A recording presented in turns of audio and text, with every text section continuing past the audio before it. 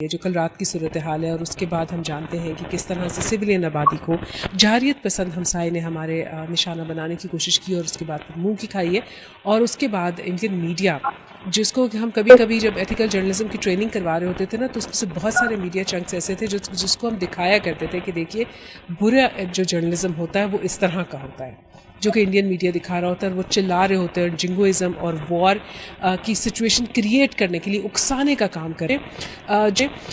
جو انفارمیشن وہ شیئر کر رہے ہوتے ہیں اس کا کوئی سر پیر نہیں ہوتا، کوئی ثبوت نہیں ہوتا، اور وہ موسٹلی وہ انفارمیشن جھوٹ پر مبنی ہوتی ہے، افواہوں پر مبنی ہوتی ہے. اور یہ مین اسٹریم میڈیا کا کام ہے. اس کے ساتھ ساتھ جو سوشل میڈیا ہے بہت سارا، چونکہ دیکھیے انڈیا آبادی کے لحاظ سے بہت بڑا ملک ہے، اور وہاں پر ایک پورے کا پورا جو ان کا ایک سوشل میڈیا کا نیٹ ورک ہے، جس میں سے کئی ایک سائٹس بارہا پکڑی گئی ہیں. کچھ عرصہ پہلے کو 150 کے قریب سائٹس پکڑی گئی تھیں، جو کہ سو کالڈ نیوز کی سائٹس تھیں، لیکن پتہ چلا کہ وہ بوگس سائٹس ہیں اور وہاں سے اینٹی پاکستان پروپیگنڈا جنریٹ ہو رہا تھا. تو یہ اس طرح کی چیزیں دیکھتے ہوئے انڈین میڈیا کے اوپر ٹرسٹ نہیں کیا جا سکتا.